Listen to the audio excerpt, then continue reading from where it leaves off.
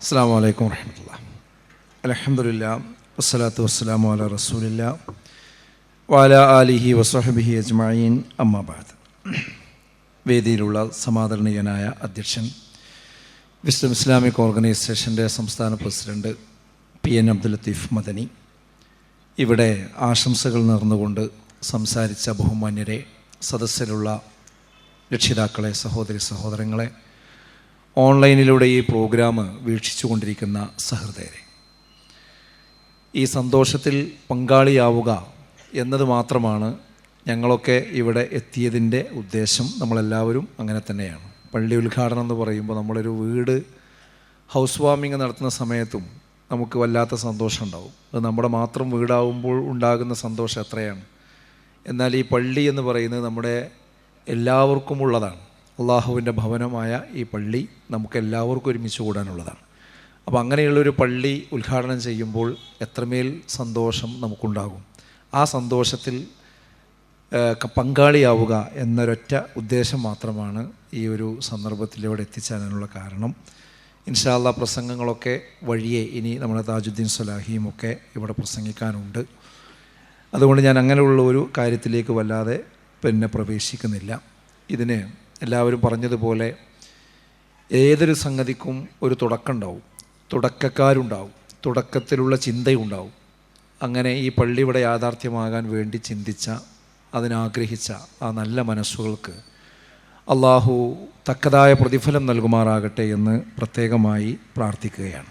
നേരത്തെ PN ഇവിടെ സൂചിപ്പിച്ചതുപോലെ വിസ്ഡം ഇസ്ലാമിക് ഓർഗനൈസേഷനെ സംബന്ധിച്ചിടത്തോളം ഈ കഴിഞ്ഞ ഒരു 1-2 മാസത്തിനുള്ളിൽ ധാരാളം പള്ളികൾ കേരളത്തിൻ്റെ പല ഭാഗത്തായിട്ട് ഉയർന്നു വന്നിട്ടുണ്ട്. ആ പള്ളിയുടെ ശ്രേണിയിലേക്ക് ഈ ചേളാരിയിലുള്ള ഈ ഒരു മസ്ജിദുൻ നൂറൈൻ എന്ന് പറയുന്ന പള്ളി കൂടി ചേർന്ന് നിൽക്കുന്നു എന്നതിൽ ഞങ്ങൾക്കൊക്കെ അതിയായ സന്തോഷമുണ്ട്. PN തന്നെ ഉദ്ഘാടനം ചെയ്ത ലക്ഷദ്വീപിൽ കിൽത്താൻ എന്ന് പറയുന്ന പ്രദേശത്ത് ഒരു പള്ളി ഈ അടുത്താണ് അതിൻ്റെ ഉദ്ഘാടനം നിർവഹിച്ചത്. അതുപോലെ തന്നെ തൃശ്ശൂർ ജില്ലയിലെ മന്ദലാംകുന്ന്, മലപ്പുറം ജില്ലയിലെ ഇവിടെ തൊട്ടടുത്ത് തന്നെ വെളിമുക്ക് എന്ന് പറയുന്ന പ്രദേശത്തുള്ള പള്ളി, മങ്കടയിലെ പള്ളിപ്പുറത്തെ പള്ളി, ഒതുക്കുങ്ങലിൽ ഇപ്പോൾ ഈ കഴിഞ്ഞ ആഴ്ചയാണ് ഒരു പള്ളി ഉദ്ഘാടനം ചെയ്തത്. അതിൻ്റെ തൊട്ടടുത്ത പ്രദേശമായ കൊളത്തൂരിലൊരു പള്ളി ഉദ്ഘാടനം ചെയ്തു. പാലക്കാട് ജില്ലയിൽ വിളത്തൂരിൽ മറ്റൊരു പള്ളി ഉദ്ഘാടനം ചെയ്യപ്പെടുകയുണ്ടായി. ദക്ഷിണ കേരളത്തിൽ കൊല്ലത്ത് കണ്ണനല്ലൂരിലും വളരെ മനോഹരമായ ഒരു പള്ളിയുടെ ഉദ്ഘാടനം PN തന്നെയാണ് നിർവഹിച്ചത്. ഞാനും അതിൽ പങ്കെടുത്തിരുന്നു. ആ ഒരു ശ്രേണിയിലാണ് ഇന്നും ഇവിടെ ഒരു പള്ളി ഉദ്ഘാടനം ചെയ്യപ്പെടുന്നത്. ഇൻഷാ അല്ലാഹ് റമദാനിന് മുമ്പ് ഇനിയും കുറേയധികം പള്ളികൾ ഉദ്ഘാടനത്തിന് തയ്യാറായിരിക്കൊണ്ടിരിക്കുന്നു. ഒരുപാട് സ്ഥലങ്ങളിൽ പള്ളിക്ക് സ്ഥലമെടുത്ത് അതിൻ്റെ നിർമ്മാണം നടന്നുകൊണ്ടിരിക്കുന്നു.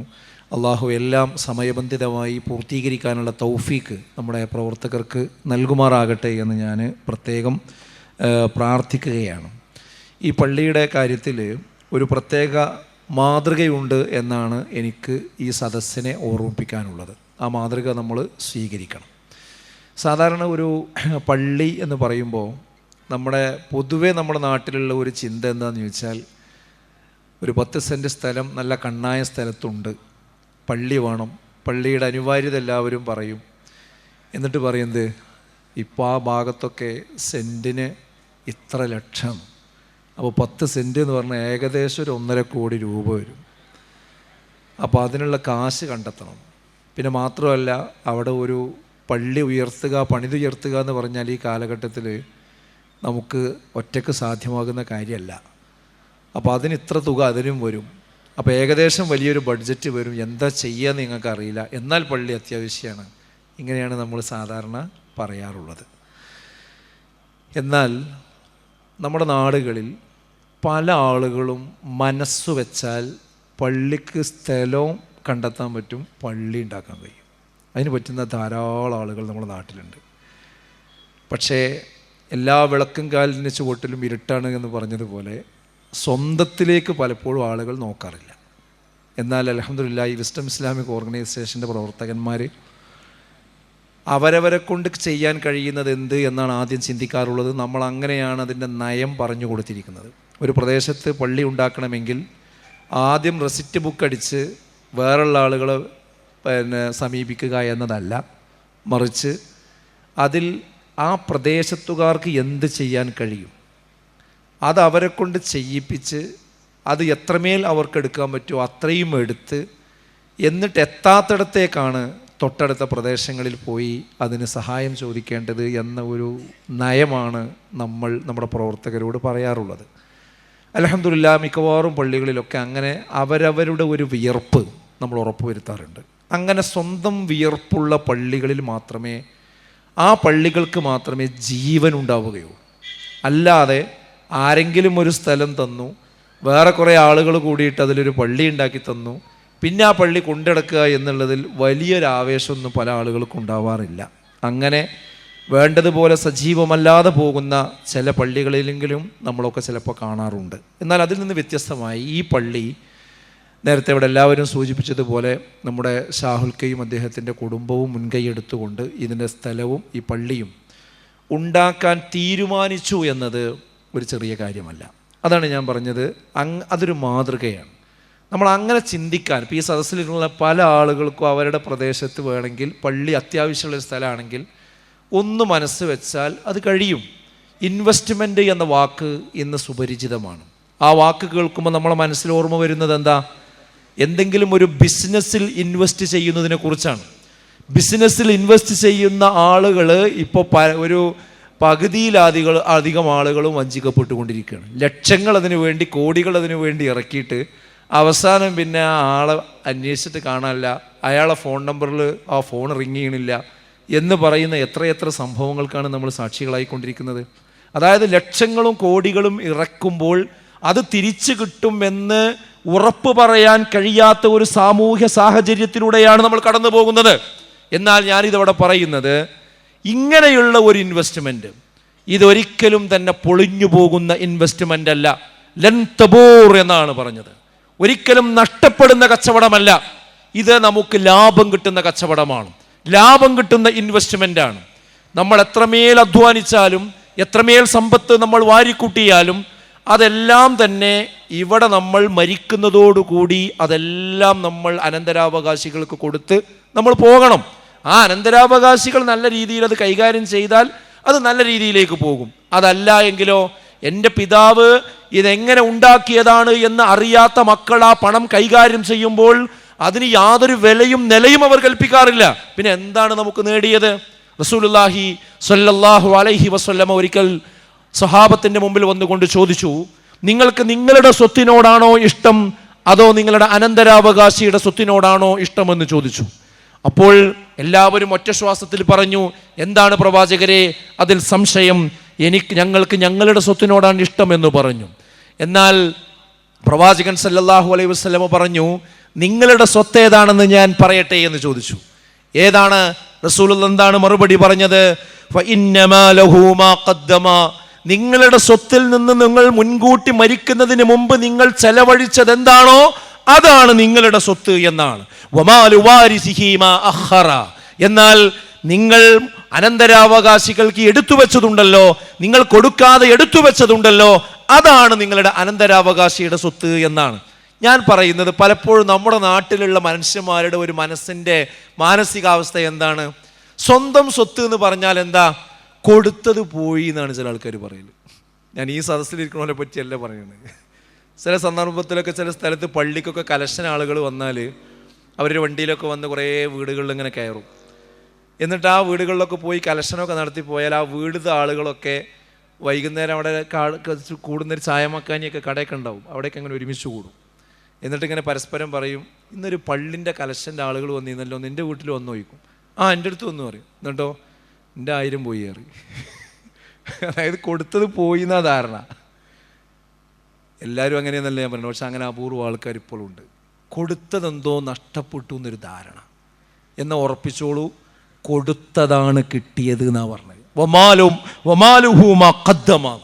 കൊടുത്തതാണ് കിട്ടിയത്. ഞാൻ പറയുന്നത്, ദാ ഇവിടെ ഒരു പള്ളി ഇവിടെ ഉണ്ടായി, ആ പള്ളിക്ക് വേണ്ടി ചേർത്ത് വെച്ച അതിനു വേണ്ടി ദാനം ചെയ്ത ഭൂമിയും അതിലുണ്ടാക്കിയ പള്ളിയും അതിന് ചെലവഴിച്ച കാശും നാളെ ഒരു 3 കഷ്ണം തുണിയിൽ പൊതിഞ്ഞ് ആ ഖബറിലേക്ക് നമ്മൾ ഇറക്കി വെക്കും, അതിൻ്റെ കൂടെ ഇറങ്ങി നിൽക്കുന്ന ഒരു അമലായിരിക്കും. അതാണ് ഇൻവെസ്റ്റ്മെന്റ് എന്ന് പറയുന്നത്. മറ്റുള്ളതൊന്നും അങ്ങനെ ഇറങ്ങിക്കിടന്ന് കൊള്ളണം എന്നില്ല. ഞാനിത് പറയുമ്പോൾ എൻ്റെ ഓർമ്മയിൽ വരുന്നത്, എത്രയോ 100 ഏക്കർ ഭൂമിയുള്ള ഒരു വലിയ മനുഷ്യൻ. അദ്ദേഹം പ്രായാധിക്യം വന്ന് അദ്ദേഹം കിടപ്പിലായി. ഡോക്ടർമാരൊക്കെ വല്ലാതെ വിധി എഴുതുന്ന ഒരു സമയമായപ്പോൾ അദ്ദേഹത്തെ സന്ദർശിച്ചൊരു ഓർമ്മയുണ്ട് എനിക്ക്, ഞാനും എൻ്റെ ഒരു സുഹൃത്തും. അപ്പോൾ ഞാൻ അദ്ദേഹത്തോട് പറഞ്ഞു, നിങ്ങൾ ഏതായാലും ഈ ഒരു സാഹചര്യത്തിലാണ് കിടക്കുന്നത്, നിങ്ങൾക്കിപ്പോൾ നല്ല ഓർമ്മയുണ്ട്, വേറെ ശാരീരികമായ പ്രയാസമേ ഉള്ളൂ. ഇവിടെ ഇങ്ങനെ ഒരുപാട് ആവശ്യങ്ങളുള്ള ഒരു സ്ഥലമാണ് നമ്മുടേത്. നിങ്ങളുടെ ഇത്രയും 100 ഏക്കറയിൽ നിന്ന് അല്പസ്ഥലം ഇവിടെ ഒന്ന് മാറ്റിവെച്ചാൽ, ഇനി പുണ്യകർമ്മത്തിന് മാറ്റിവെച്ചാൽ അതൊരു വലിയ സംഗതിയായിരിക്കും, അത് നിങ്ങൾക്ക് ഖബറിലേക്കുണ്ടാവും. അദ്ദേഹം പറഞ്ഞു, ഞാനൊന്ന് ആലോചിക്കട്ടെ എന്ന് പറഞ്ഞു. പക്ഷേ അദ്ദേഹം മരിക്കുന്നത് വരെ അദ്ദേഹത്തിന് ഒരു തീരുമാനം എടുക്കാൻ കഴിഞ്ഞില്ല. ഇന്ന് ആ ഭൂമി പലതും കേസിലാണ്. എന്താ നിങ്ങൾ ആലോചിച്ച് നോക്കി. അതുകൊണ്ട് നമ്മൾ ഓരോരുത്തരും ആലോചിക്കേണ്ടത്, നമ്മളിൽ ഉള്ളതിൽ നിന്ന് നമ്മൾ മരിച്ചു പോകുമ്പോൾ നമുക്ക് ഉറപ്പിച്ച് പോകാൻ പറ്റുന്ന സംഗതി എന്നുള്ളത് ദീനിൻ്റെ മാർഗത്തിൽ എന്തെങ്കിലും ഒന്ന് കൊടുക്കാൻ തയ്യാറാണ്. അപ്പോൾ ഇവിടെ PN ഇരിക്കുന്നുണ്ട്. PN ഇങ്ങനത്തെ പരിപാടിയിലൊക്കെ വരുമ്പോൾ എപ്പോഴുള്ളൊരു പ്രശ്നം എന്താ വെച്ചാൽ, PN ഒരുത്തർ ഇങ്ങനെ വന്ന് ചെവിയിൽ സ്വകാര്യം പറയും, ഞങ്ങളവിടെ ഒരു പള്ളി അത്യാവശ്യമാണ്, ഇങ്ങനെ ആവശ്യമാണ് അല്ലേ. അങ്ങനെ നമ്മൾ ആരെങ്കിലും ഒരാളെ ചെവിയിൽ പറഞ്ഞത് കൊണ്ട് മാത്രം നമുക്ക് നടക്കുമോ ഇത്? ഇല്ല. ഇനി നമ്മൾ ഓരോരുത്തരും എന്ത് ചെയ്യണം, നമ്മളെ നാട്ടിലുള്ള പള്ളിക്കുള്ള സൗകര്യം നമ്മൾ കണ്ടെത്തണം, അതിനുള്ള ഭൂമി, അതിനുള്ള സൗകര്യം. അതിലേക്ക് എന്തെങ്കിലും തികയാത്തതുണ്ടെങ്കിൽ മറ്റു സ്ഥലത്തുനിന്ന് കൊണ്ടുവരിക. അപ്പോൾ ഞാൻ പറഞ്ഞതെന്ന് വെച്ചാൽ, ഈ പള്ളിയിൽ ആ ഒരു മാതൃക നമുക്കുണ്ട്. അത് നമുക്ക് കഴിയുന്ന ആളുകളൊക്കെ എന്ത് ചെയ്യണം, അങ്ങനെയുള്ള ഒരു സംരംഭത്തിലേക്ക് വരണം എന്നുകൂടി ഞാൻ ഈ സന്ദർഭത്തിൽ ഓർമ്മപ്പെടുത്തണം. പിന്നെ ഷാവുൽക്ക് ഈ പള്ളിയുടെ പണി തുടങ്ങിയത് മുതൽ ഞങ്ങളോടൊക്കെ കാണുമ്പോൾ സംസാരിക്കലുണ്ട്, ഇതിൻ്റെ ഉദ്ഘാടന സമയത്തൊക്കെ. അപ്പോഴൊക്കെ അദ്ദേഹം പറയാനുള്ളൊരു ആഗ്രഹം എന്താണെന്ന് ചോദിച്ചാൽ, ഞങ്ങളെ തൊട്ട് മുമ്പിൽ ഞങ്ങളെ ഉണ്ടാക്കിയൊരു സംഗതിയാണെങ്കിലും അത് നല്ല നിലക്ക് മുന്നോട്ട് പോകണം, അതിന് നിങ്ങളെല്ലാവരും അതിനെന്ത് ചെയ്യണം, സഹകരിക്കണം എന്ന് ഒരാഗ്രഹം അദ്ദേഹം പറയാറുണ്ട്. ഇപ്പോൾ ഈ ചെറിയ ഇസ്ലാംബി പള്ളിയിൽ നിന്ന് ഇങ്ങോട്ട് വരുമ്പോൾ വലിയ ഭാരം, വലിയൊരു ഉത്തരവാദിത്തമാണ് ഞങ്ങൾ ഏറ്റെടുക്കുന്നത് എന്ന് അദ്ദേഹത്തിൻ്റെ ആമുഖ സംസാരത്തിൽ ഇവിടെ സൂചിപ്പിക്കേണ്ടായി. ഞാൻ പറയുന്നത്, ഇതവിടെ ഉണ്ടാക്കാൻ ഇവിടുത്തെ പരിസരത്തുള്ള ആളുകളെന്നും വല്ലാതെ അദ്ദേഹം പ്രയാസപ്പെടുത്തിയില്ല, പ്രത്യേകിച്ച് സാമ്പത്തികമായിട്ട്. എന്നാൽ ഇന്ന് നമ്മൾ തീരുമാനിക്കേണ്ട ഒരു കാര്യം, ഈ പള്ളി കൊണ്ട് നടക്കാൻ ഇനി നമ്മളെല്ലാവരും ഒന്ന് ബുദ്ധിമുട്ടണം എന്നാണ് ഞാൻ പറയുന്നത്. അത് ഇനി ആരെങ്കിലും ഉണ്ടാക്കിയ ആൾക്കാർ കൊണ്ടു നടക്കട്ടെ എന്നുള്ള രൂപമല്ല വേണ്ടത്, മറിച്ച് അതെല്ലാവരും, പ്രത്യേകിച്ച് ഈ ചേളാരിയിലും പരിസര പ്രദേശങ്ങളിലും അതിൽ ഉത്തരവാദിത്വം ഇവിടുത്തെ ചേളാരിയിലെ ശാഖക്കുണ്ട്, അതേപോലെ തന്നെ ഇവിടെയുള്ള നമ്മുടെ യൂണിവേഴ്സിറ്റി മണ്ഡലത്തിനുണ്ട്, മലപ്പുറം വെസ്റ്റ് ജില്ലയുടെ കമ്മിറ്റിക്കുണ്ട്, ഉത്തരവാദപ്പെട്ട എല്ലാവർക്കുമുണ്ട്. ഇത് മസ്ജിദുൻ നൂറൈൻ എന്നാണല്ലോ ഇതിന് നമ്മൾ പേര് കൊടുത്തത്. ആ പേര് അന്വർത്ഥമാകുന്ന രീതിയിൽ തന്നെ ഇതിൻ്റെ പ്രവർത്തനങ്ങളുമായിട്ട് എന്ത് ചെയ്യണം, നമുക്ക് മുന്നോട്ട് പോകുവാൻ സാധിക്കേണ്ടതുണ്ട്. അതിനുവേണ്ടി ഇവിടുത്തെ നാട്ടുകാരോട് എനിക്ക് പറയാനുള്ളൊരു കാര്യം എന്താണെന്ന് വെച്ചാൽ, ഒന്നാമതായി പള്ളിയോട് നമ്മൾ സഹകരിക്കേണ്ട രൂപം എന്ന് പറയുന്നത്, ഇതിൻ്റെ പേരെന്താ, മസ്ജിദ് എന്നാണല്ലോ. മസ്ജിദ് എന്ന് പറയുന്നത് എന്തുകൊണ്ടാണ്, സുജൂദ് ചെയ്യുന്ന സ്ഥലം എന്നതുകൊണ്ടാണ് അതിന് മസ്ജിദ് എന്ന് പേര് വന്നത്. അതുകൊണ്ട് തന്നെ ഈ പള്ളിക്ക് ജീവനുണ്ടാവുക എന്ന് പറഞ്ഞാൽ, ആ പള്ളിയിൽ സുജൂദുകൾ വീഴുമ്പോഴാണ് അതിന് റൂഹ് ഉണ്ടാകുന്നത്, ആത്മാവുണ്ടാകുന്നത്. അതുകൊണ്ട് ഇന്ന് നമ്മൾ തീരുമാനിക്കുക, ഇതാ ഈ മസ്ജിദുൻ നൂറൈൻ ഉദ്ഘാടനം ചെയ്ത ഈ ഡേറ്റ് മുതൽ നമുക്ക് തീരുമാനിക്കാൻ പറ്റിയൊരു ദിവസമാണ്.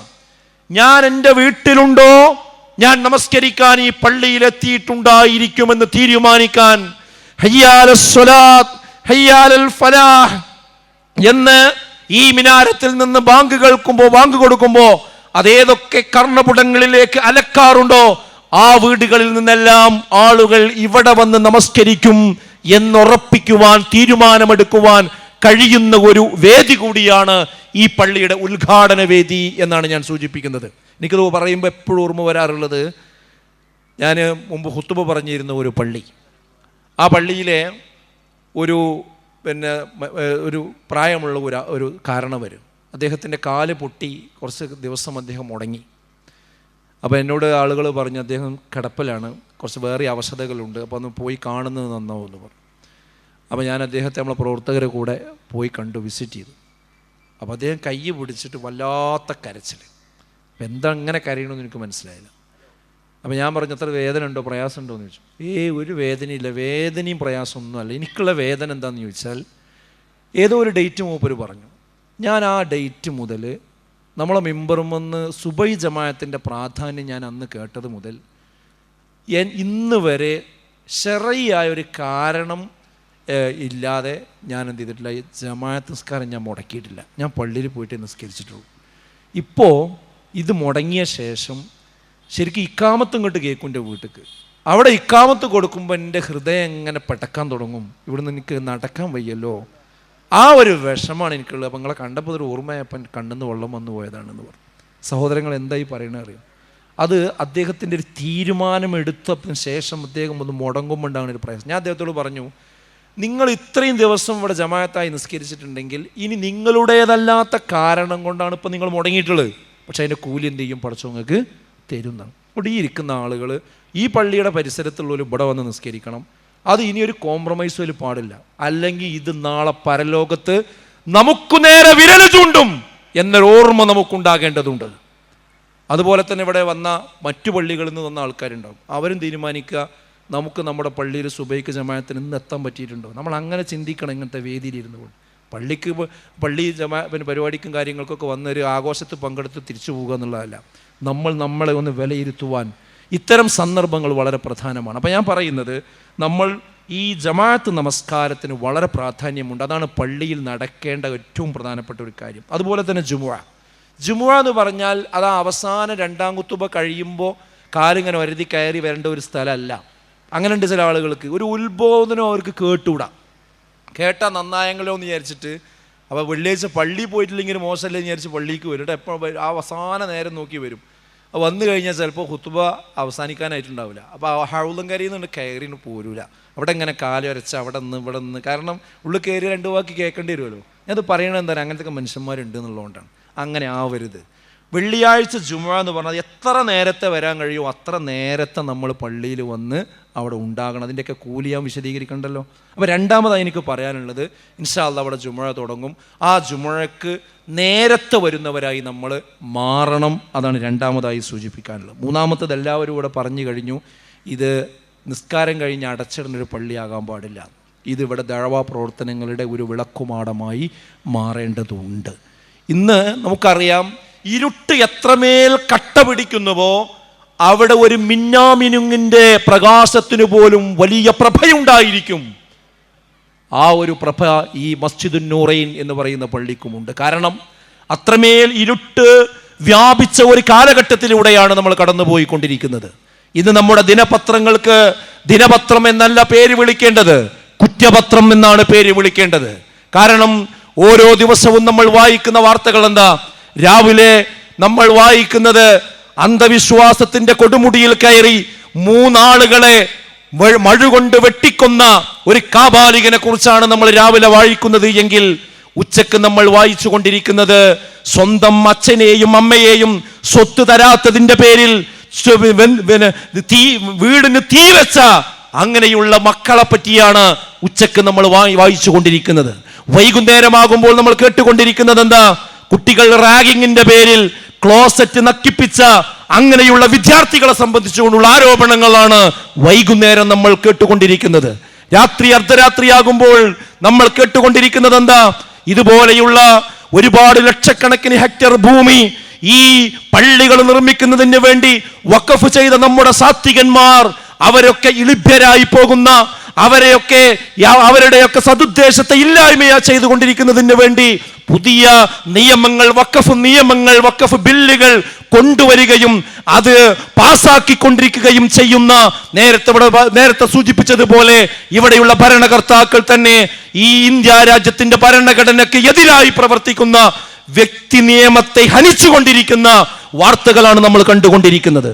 അങ്ങനെ വ്യക്തിതലത്തിലും കുടുംബതലത്തിലും സാമൂഹ്യ തലത്തിലും അങ്ങനെ രാഷ്ട്രീയ തലങ്ങളിലുമെല്ലാം ഇരുട്ടിന്റെ വാർത്തകൾ മാത്രം കേട്ടുകൊണ്ടിരിക്കുന്ന ഒരു സന്ദർഭത്തിൽ മസ്ജിദുൻ നൂറൈൻ എന്ന് പറയുന്ന ഈ പ്രകാശത്തിന്റെ വിളക്കുമാടം ചെറിയ ഒരു കാര്യമല്ല, ചെറിയ ഒരു വിഷയമല്ല, ഇതൊരു വലിയ വാർത്തയാണ്. ഇങ്ങനെയുള്ള ഇരുട്ട് നിറഞ്ഞ കുറ്റപത്രം മാത്രം ഒതുങ്ങി നിൽക്കുന്ന ഈ പത്രതാളുകളിൽ നാളെ അടിച്ചു വരേണ്ട ഒരു ചിത്രം ഈ മസ്ജിദുൻ നൂറൈൻ, ഈ ഇരുട്ടിൽ കത്തിച്ചു വെച്ച ഈ പ്രഭ, അതിന്റെ വാർത്ത ഇന്ന് വലിയൊരു സന്തോഷത്തിന്റെ വാർത്തയാണ്. ഞാൻ സൂചിപ്പിക്കുന്നത്, ഇതൊരു അങ്ങനെയുള്ളൊരു വിളക്കുമാടമായി മാറണമെങ്കിൽ ഇത് ദഅവത്തിന്റെ കേന്ദ്രമായി മാറണം. ഈ അന്ധവിശ്വാസങ്ങൾക്കെതിരെ, ഈ അനാചാരങ്ങൾക്കെതിരെ, ഈ മദ്യത്തിനെതിരെ, മയക്കുമരുന്നിനെതിരെ, ഇന്നുണ്ടാകുന്ന എല്ലാ പ്രശ്നത്തിൻ്റെയും നാരായവേരായി 2 കാര്യങ്ങളാണ് അവസാനം പത്രങ്ങളിൽ നമ്മൾ വായിക്കുന്നത്. ഒന്നെന്താ? ഒന്ന് അന്ധവിശ്വാസമാണ് എല്ലാത്തിൻ്റെയും നാരായവേര്, അഥവാ ശിർക്കാണ്. അതാണ് നാരായവേര്. രണ്ടാമത്തേതോ ലഹരിയാണ്. ട്യൂമർ ബാധിച്ച് ഓപ്പറേഷൻ ചെയ്ത് അതിൽ ചികിത്സയിലായിക്കൊണ്ടിരിക്കുന്ന മാതാവിനെയാണ് സ്വന്തം മകൻ തൊട്ടയൽപ്പക്കത്തുനിന്ന് വാക്കത്തി വാങ്ങിക്കൊണ്ട് വെട്ടിക്കൊന്നത് വാർത്ത നമ്മൾ വായിക്കുന്നത്. അതാരാ? അതിന്റെ പിന്നിൽ എന്താ? ലഹരിയാണ്. ഈ 2 സംഗതികളിൽ നിന്ന് നമ്മുടെ സമൂഹത്തെ കീഴ്മേൽ മറിച്ചു കൊണ്ടിരിക്കുകയാണ്. ഇതിനെതിരെയുള്ള സന്ദേശം എവിടെ നിന്നാ പോവുക? അത് ഈ മിമ്പറിൽ നിന്ന് വരേണ്ടതാണ്. മിമ്പറിൽ മാത്രം ഒതുങ്ങിയേ പറ്റില്ല. ഇവിടെയുള്ള വിസ്ഡം ഇസ്ലാമിക് ഓർഗനൈസേഷന്റെ പ്രവർത്തകന്മാർ ഈ പള്ളി കേന്ദ്രീകരിച്ചുകൊണ്ട് ഓരോ ദിവസവും ഓരോ ആഴ്ചയും മുന്നോട്ട് പോകുമ്പോൾ ഒരു 4-5 പുതിയ ആളുകളെങ്കിലും ഈ പള്ളിയുടെ ഖുതുബക്ക് വേണ്ടി വരുന്ന രീതിയിലേക്കുള്ള പ്രവർത്തനങ്ങൾ നമ്മൾ സംവിധാനിക്കേണ്ടതുണ്ട്.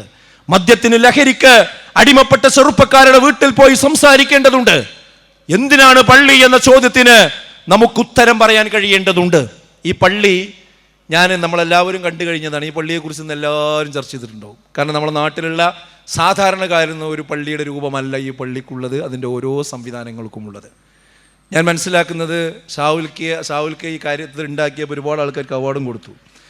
ഇവർ ആകെ ചിന്തിച്ചൊരു പോയിന്റ് എന്താ വെച്ചാൽ ഒരു വ്യത്യസ്തതയാണ്.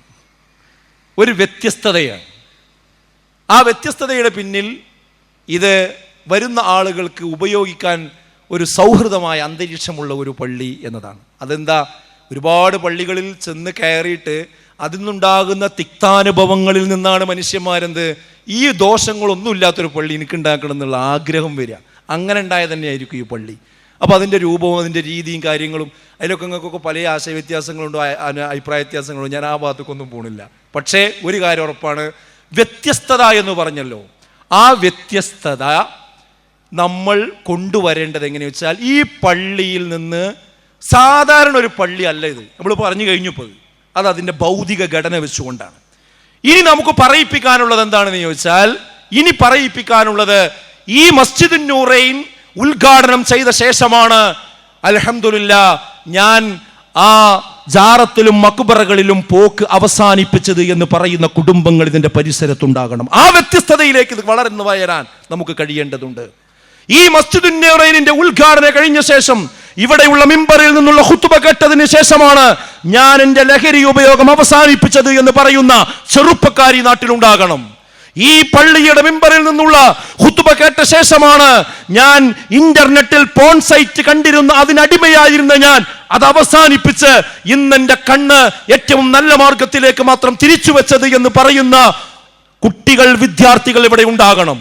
അതാണ് വ്യത്യസ്തത എന്ന് പറയുന്നത്. അങ്ങനെയുള്ള ഒരു വ്യത്യസ്തതയിലേക്ക് ഈ പള്ളിയെ ഉയർത്തിക്കൊണ്ടുവരാൻ നമുക്കെല്ലാവർക്കും അതിന് കഴിയേണ്ടതുണ്ട് എന്ന് മാത്രമാണ് ഈ വൈകിയ വേളയിൽ എനിക്ക് എന്നെയും നിങ്ങളെയും ഓർമ്മപ്പെടുത്തുവാനുള്ള ഒരു കാര്യം. അതോടൊപ്പം കുറവുകൾ മാത്രം നോക്കുക എന്നതല്ല ഒരു പള്ളിയിൽ വരുന്നവരുടെ ഉത്തരവാദിത്വം. ആ കുറവുകൾ എങ്ങനെ ഫില്ല് ചെയ്യാം, അതിനെനിക്ക് എന്ത് ചെയ്യാൻ പറ്റുമെന്നാണ് എല്ലാവരും ചിന്തിക്കേണ്ടത്. സാധാരണ പള്ളിയിൽ ഇങ്ങനെ വരുമ്പോൾ അതിനെന്തെങ്കിലും തകരാറുണ്ടോ, കുഴപ്പമുണ്ടോ എന്നിങ്ങനെ നോക്കിയിട്ട് ആ കുഴപ്പവും തകരാറും പറഞ്ഞു നടക്കുന്ന ഒരു സ്വഭാവമാണ് പൊതുവെ പള്ളികളിൽ ഉണ്ടാകുക.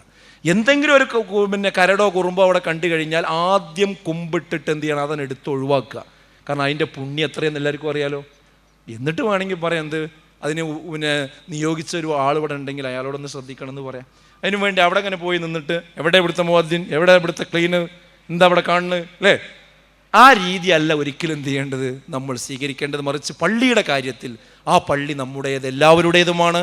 അവിടെയുള്ള എന്തെങ്കിലും തകരാറുകളുണ്ടെങ്കിൽ അതെല്ലാം പരിഹരിക്കേണ്ടത് നമ്മളെല്ലാവരുമാണ് എന്ന രീതിയിൽ ഒരു കൂട്ടിപ്പിടിച്ച് ഒന്നിച്ചു പോകുന്ന ഒരു ഹൃദയവിശാലതയുള്ള രീതിയിൽ പ്രവർത്തനങ്ങൾ മുന്നോട്ട് കൊണ്ടുപോകുവാൻ നമുക്ക് എന്ത് ചെയ്യണം, സാധിക്കണം. അതിന് ഈ പള്ളി കഴിയണം. എന്തുകൊണ്ട് ഇവിടെ എല്ലാവരും പ്രസംഗിച്ചപ്പോൾ പറഞ്ഞു പള്ളിയുടെ കുറവ് നമ്മുടെ നാട്ടിലില്ല. ശരിയാണ്, പള്ളിയുടെ കുറവ് നമ്മുടെ നാട്ടിലില്ല. ഞാനും PN പങ്കെടുത്ത കൊല്ലത്തുള്ള കണ്ടനല്ലൂർ എന്ന് പറയുന്ന പ്രദേശത്ത് അവിടെയുള്ള സമീപത്തുള്ള പല പള്ളികളിലെയും സെക്രട്ടറിമാരും ആൾക്കാരും ഒക്കെ ആ യോഗത്തിന് വന്നിരുന്നു. അപ്പോൾ അവിടെ പ്രസംഗിച്ചപ്പോൾ ഒരു പള്ളിയുടെ, വളരെ പ്രധാനപ്പെട്ട പള്ളിയുടെ ഉത്തരവാദപ്പെട്ട ആൾ സംസാരിച്ചപ്പോൾ പറഞ്ഞെന്താ വെച്ചാൽ പള്ളികളൊക്കെ ഇവിടെ ധാരാളമുണ്ട്, പക്ഷേ അതുകൊണ്ടൊന്നും സമാധാനമാകാത്ത, അതുകൊണ്ടൊന്നും തൃപ്തി വരാത്ത എന്തൊക്കെയോ പൂരിപ്പിക്കാനുണ്ട് ഇവിടെ. ആ രംഗത്ത് ഈ പള്ളിക്ക് എന്തൊക്കെയോ ചെയ്യാനുണ്ട് എന്നാണ്. ഏതാണ് ആ ശൂന്യത? ഒരുപാട് പള്ളികൾ ഈ നാട്ടിലുണ്ടായിട്ടും നികത്തപ്പെടാൻ കഴിയാത്ത ശൂന്യത ഏതാണ്? അതെ, നമ്മൾ കണ്ടതാണ്. തൊട്ടപ്പുറത്ത് ഏതാനും ആഴ്ചകൾക്ക് മുമ്പ് നമ്മൾ കണ്ടതാണെന്ന്, ആനയുടെ തുമ്പിക്കൈയിൽ ഒരു പച്ച മനുഷ്യനെ ചുഴറ്റിയെറിയുന്ന രംഗം. അത് പള്ളിയുടെ മുന്നിൽ വെച്ചുകൊണ്ടാണ്, മക്ബറകളുടെ മുന്നിൽ വെച്ചുകൊണ്ടാണ്. വലിയ ഉസ്താദുമാർ ഉദ്ഘാടനം ചെയ്ത പ്രോഗ്രാമിന്റെ അവസാനത്തിൽ നടക്കുന്ന കാര്യമാണ്. അതിന്റെ പേര് നേർച്ച എന്നാണ്. ഇസ്ലാമിലെ നേർച്ചയിൽ എവിടെയാണ് ആനയുള്ളത്? എവിടെയാണ് അമ്പാരിയുള്ളത്? എവിടെയാണ് പടക്കമുള്ളത്? എവിടെയാണ് ഇതുപോലെയുള്ള സംഗതികളുള്ളത്? ഈ ഖബർ സിയാറത്ത് എന്ന് പറഞ്ഞാൽ എന്താണ് ഇസ്ലാമിൽ? ആ ഖബറാളിയോട് ഒരിക്കലും പ്രാർത്ഥിക്കാൻ പാടില്ല. ആ ഖബറാളിയിൽ കിടക്കുന്ന ആ മനുഷ്യനോട് പ്രാർത്ഥിക്കാൻ പാടില്ല, അള്ളാഹുവിനോട് പ്രാർത്ഥിക്കുക. ആ ഖബറിൽ കിടക്കുന്ന മനുഷ്യർക്ക് വേണ്ടി അള്ളാഹുവിനോട് പ്രാർത്ഥിക്കുക. അതിനാ ഖബർ സിയാറത്ത്. പരലോകത്തെ കുറിച്ച് ഓർമ്മിക്കാനാണ് ഖബർ സിയാറത്ത്. പക്ഷെ ഈ 2 ലക്ഷ്യം വെച്ചുകൊണ്ടല്ലോ ഖബറുകൾ നടക്കുന്നത്. അപ്പൊ അത് തെറ്റാണെന്ന് പറയാൻ ഇവിടെയുള്ള എല്ലാ പള്ളികളിലും മിമ്പറിലും കഴിയില്ല. അതാണ് മസ്ജിദുൻ നൂറൈനിന്റെ പ്രത്യേകത. ഈ പള്ളിയിൽ വെച്ചുകൊണ്ട് പറയും, വഅന്നൽ മസാജിദ ലില്ലാഹ് ഫലാ തദ്ഉ മഅല്ലാഹി അഹദാ. അല്ലാഹുവിനെ അല്ലാതെ വിളിച്ചു പ്രാർത്ഥിക്കാൻ പാടില്ല. അതാണ് പള്ളികളുടെ പ്രത്യേകത. അത് ഈ മിമ്പറിൽ വെച്ച് ഈ തൗഹീദ് ഉറക്കെ പറയുന്നു എന്നതാണ് ഇതിന്റെ പ്രത്യേകത. ഈ സുന്നത്തിന് വേണ്ടി വാദിക്കുന്നു എന്നതാണ് ഇതിന്റെ പ്രത്യേകത. ഖാല റസൂലുള്ളാഹി സ്വല്ലല്ലാഹു അലൈഹി വസല്ലം എന്ന് പറഞ്ഞുകൊണ്ട് സ്വഹീഹായ ഹദീസുകൾ ഏതൊക്കെയുണ്ടോ അത് ഈ മിമ്പറിൽ നിർഭയമായി പറയാൻ കഴിയുമെന്നതാണ് ഈ പള്ളിയുടെ പ്രത്യേകത. അങ്ങനെ ഞാൻ പറയുമ്പോൾ നിങ്ങൾ വിചാരിക്കും, അങ്ങനെ എല്ലാ ഹദീസുകളും പറയാൻ പറ്റാത്ത മിമ്പറുകളുള്ള പള്ളികളുണ്ടോ എന്ന് നിങ്ങൾ ഒരു പക്ഷേ വിചാരിക്കും. ഉണ്ട് സഹോദരങ്ങളെ, അങ്ങനെയുള്ള പള്ളികളുണ്ട്. ഖാല റസൂലുള്ളാഹി സ്വല്ലല്ലാഹു അലൈഹി വസല്ലം എന്ന് പറഞ്ഞുകൊണ്ട് ആ പള്ളികളിൽ വെച്ചുകൊണ്ട് എല്ലാ ഹദീസുകളും ഉദ്ധരിച്ചാൽ ഇറങ്ങി വന്ന സെക്രട്ടറി പറയും, എന്തിനാ പള്ളിയിൽ എന്തിനാ ഹദീസ് പറഞ്ഞത്? അതൊന്നും നമ്മളെ ബുദ്ധിക്ക് പറ്റുന്നതല്ലല്ലോ. ആ പറഞ്ഞത് അന്ധവിശ്വാസമാണല്ലോ. എവിടുന്നാണ് അള്ളാന്റെ റസൂല് പറഞ്ഞു കഴിഞ്ഞാൽ അത് അന്ധവിശ്വാസമാകുന്നത്? അപ്പോൾ ചില ആയത്തുകളും ചില ഹദീസുകളും തൻ്റെ ബുദ്ധിക്ക് പറ്റുന്നില്ല എന്നൊരൊറ്റ കാരണം കൊണ്ട് അതൊന്നും പറയേണ്ടതില്ല, അതൊന്നും വിശദീകരിക്കേണ്ടതില്ല എന്നുള്ള വ്യാഖ്യാനങ്ങളിലേക്ക് പോകുമ്പോൾ നിർഭയമായി അള്ളാഹു പറഞ്ഞ വിശുദ്ധ ഖുർആനിലുള്ള ഹദീസുകളിലുള്ള മുഴുവൻ കാര്യങ്ങളും പറയാൻ ഉള്ള മിമ്പറാകുന്നു മസ്ജിദുൻ നൂറൈനിയുടെ മിമ്പർ. അതാണ് ഇതിൻ്റെ പ്രത്യേകത എന്ന് പറയുന്നത്. അപ്പോൾ എത്ര പള്ളി ഇവിടെ ഉണ്ടായിട്ടും കാര്യമില്ല. ശരിയായി ഇത് പറയണമെങ്കിൽ ഇനിയും പള്ളികളുടെ അനിവാര്യതയുണ്ട് എന്നാണ് ഞാൻ സൂചിപ്പിച്ചത്. മറ്റെന്താണെന്ന് ചോദിച്ചാൽ ഇതിൻ്റെ പ്രത്യേകത എന്ന് പറഞ്ഞത് സുതാര്യതയാണ്.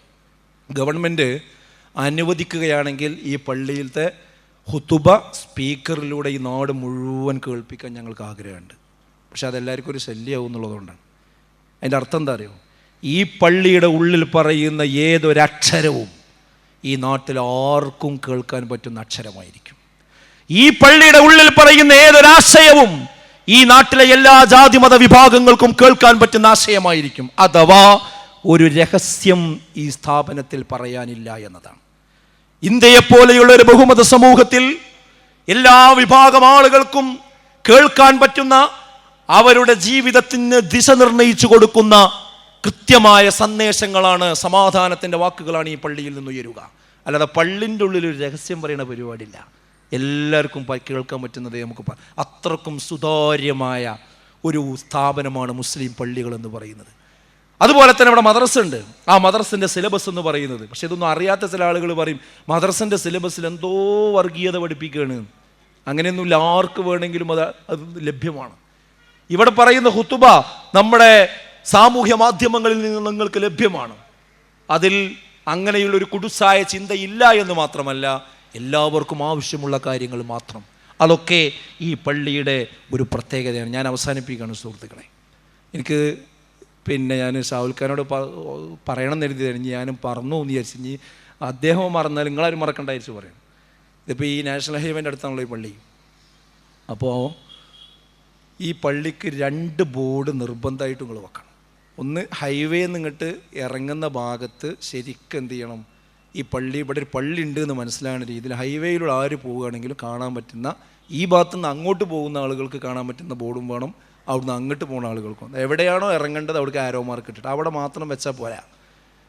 കുറച്ച് 2-3-4 കുറച്ച് മീറ്ററുകൾ, 10-100 മീറ്ററുകൾക്ക് മുമ്പ് തന്നെ സാധാരണ നിങ്ങൾ കണ്ടില്ലേ പെട്രോൾ പമ്പൊക്കെ ഇത്ര മീറ്റർ പോയാൽ ഒരു പെട്രോൾ പമ്പ് ഉണ്ടെന്ന് പറഞ്ഞുകൊണ്ട് ഇങ്ങനെ വെക്കില്ലേ, അതേപോലെ ഇത്ര മീറ്റർ പോയാൽ സ്ത്രീകൾക്കൊക്കെ നിസ്കരിക്കാനും അതുപോലെയുള്ള കാര്യങ്ങൾക്കും മലയാള ഹുത്തുബയ്ക്കുള്ള ഒരു പള്ളി ഉണ്ട് എന്നൊരു ബോർഡ് ശരിക്ക് വെച്ച് പോന്നാൽ ഈ നാഷണൽ ഹൈവേയിലൂടെ പോകുന്ന കുറേ ആളുകൾക്ക് എന്ത് ചെയ്യാൻ പറ്റും, ഈ പള്ളിയെ കൃത്യമായി ആശ്രയിക്കാൻ പറ്റും. പലപ്പോഴും പള്ളി ഗംഭീരമായിട്ട് ഉണ്ടാക്കും, പക്ഷെ അതിന് മര്യാദക്ക് എന്ത് ചെയ്യില്ല, ഒരു ബോർഡും ഒരു സൂചികയും പല സ്ഥലത്തും ഉണ്ടാവാറില്ല. അപ്പം നമ്മളൊക്കെ യാത്ര ചെയ്യുന്ന സമയത്ത് പള്ളി ഇങ്ങനെ തിരഞ്ഞു പോകുന്നല്ലാതെ പള്ളി കണ്ടു കിട്ടൂല. എന്നാൽ ഹോട്ടൽ കാണും, വേറുള്ളതൊക്കെ കാണും.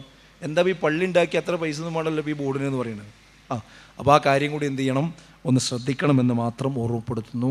ഇൻഷാ അല്ലാ നമ്മുടെ മക്കളുടെ വലിയൊരു സമ്മേളനം പെരിന്തൽമണ്ണയിൽ മെയ് മാസത്തിലുണ്ട്.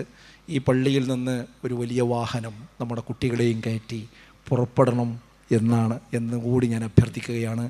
ഈ പള്ളി വന്നതിന് ശേഷം ആദ്യമായി ഒരു വലിയ വാഹനത്തിലേക്കുള്ള നമ്മുടെ മക്കളെ ഒരുക്കി ഈ മതനിരാസത്തെ ചെറുക്കാൻ പ്രാപ്തമാക്കുവാൻ വേണ്ടി പെരിന്തൽമണ്ണയിലേക്ക് കൊണ്ടുപോകുന്ന പ്രവർത്തനമാകട്ടെ ഒന്നാമത്തെ പ്രവർത്തനം എന്ന് മാത്രം അഭ്യർത്ഥിച്ചുകൊണ്ട് എല്ലാവിധ ആശംസകളും അർപ്പിച്ചുകൊണ്ട് ഞാൻ എൻ്റെ വാക്കുകൾ അവസാനിപ്പിക്കുന്നു. അസ്സലാമു അലൈക്കും വറഹ്മത്തുള്ളാഹി.